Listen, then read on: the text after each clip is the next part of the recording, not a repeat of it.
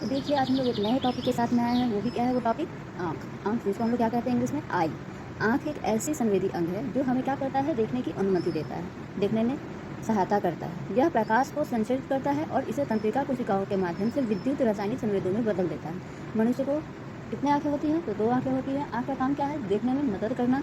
और देखिए वो क्या है, एक संवेदी अंग है जो क्या करता है, हमको देखने में मदद करता है। और ये प्रकाश को क्या करता है, पहले प्रकाश को संचरित करता है, मतलब अपने ओर लेता है और उसे तंत्रिका कोशिकाओं के माध्यम से विद्युत रासायनिक संवेदों में क्या करता है, बदल देता है। क्लियर हो गया।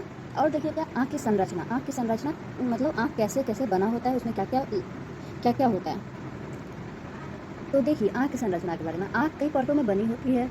यह एक क्या होता है, गोलाकार संरचना है जिसमें क्या होती है, कई सारे भाग होती है। क्या क्या होते हैं वो भाग, तो कॉर्निया, आइरिस, ये सब महत्वपूर्ण भाग हम बता रहे हैं। Cornea, iris, pupils, lens, retina और ऑप्टिक नर्व, ये सब क्या है, महत्वपूर्ण भाग है। तो देखिए हम लोग थोड़ा सा इसके डायग्राम से हम लोग थोड़ा सा समझते हैं आँख कैसा होता है, किस मतलब आइरिस कहाँ होता है, कॉर्निया कहाँ होता है, पुपिल्स कहाँ होता है, लेंस कहाँ होता है, तो ये सब थोड़ा सा समझते हैं। तो देखिए जहाँ आँख का क्या है, डायग्राम दिया हुआ है। तो इसमें अब देखिए आइरिस, कॉर्निया, पुपिल्स, लेंस, फिर देखिए उसके बाद विट्रस होता है, स्कैलरा होता है, ऑप्टिक नर्व्स होता है, ब्लड वेसल्स होता है, रेटिना होता है। ये सब मिल करके क्या बनता है, हमारा आँख जो ऊपर में दिखता है। तो ये तो अब देखिए क्या, इसमें थोड़ा सा समझते हैं कि बात है आइरिस। ये जो 2 भाग है वो क्या है, आइरिस है। ये वाला क्या होता है, लेंस होता है। ये क्या है, पुपिल्स होता है। इस सबको जो कवर जो किया हुआ है, कौन कवर किया हुआ है, कॉर्निया कवर किया हुआ है, समझ गए।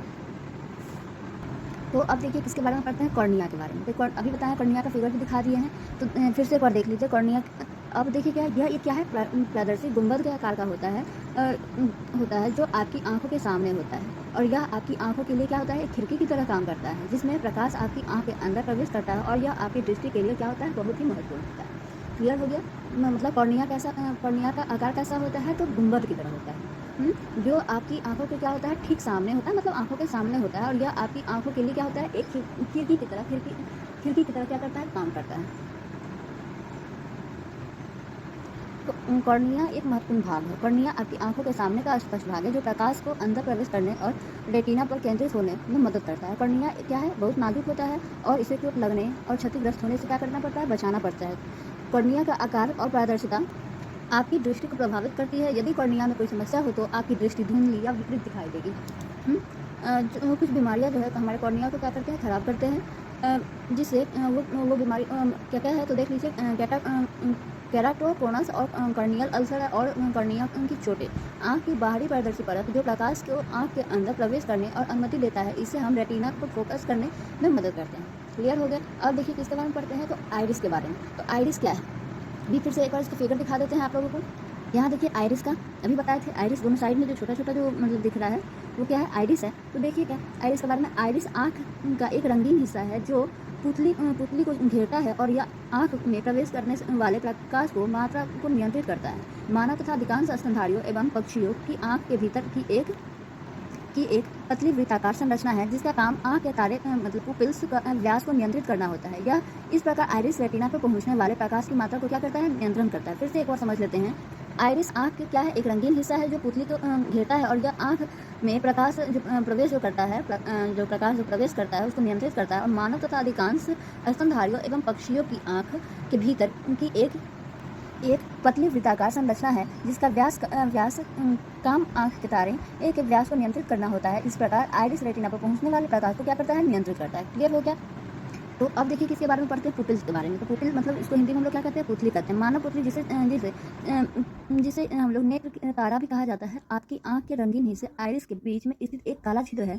यह इस प्रकार को आपकी आंखों में प्रवेश करने में अनुमति देता है जिससे आप देख सकते हैं। पुतली का आकार प्रकाश की मात्रा के अनुसार बदलता रहता है। अंधेरे में बड़ी और प्रकाश में छोटी हो जाती है। पुतली आंख को अत्यधिक प्रकाश से भी बचाती है जिससे आंख को नुकसान नहीं होता है। देख लीजिए, बताएं पुपिल के बारे में। पुपिल क्या करता है, मानव का मतलब छात्र या नेत्र की तारा भी कहा जाता है। आपकी आंख के रंगीन हिस्से के बीच में यह क्या होता है, स्थित एक काला छिद्र है। यह प्रकाश को आपकी आंख में प्रवेश करने की अनुमति देता है जिससे आप देख सकते हैं। पुतली का आकार प्रकाश की मात्रा के अनुसार बदलते रहता है। अंधेरे में बड़ी और प्रकाश में क्या हो जाती है, छोटी हो जाती है। पुतली आंख को अत्यधिक प्रकाश से भी बचाती है जिससे आंख को नुकसान नहीं होता है। देखिए पुतली का आकार आंख के लेंस का फोकस करने में मदद करता है जिससे आप स्पष्ट रूप से देख सकते हैं। पुतली का आकार आइरिस को मांसपेशियों द्वारा नियंत्रित होता है।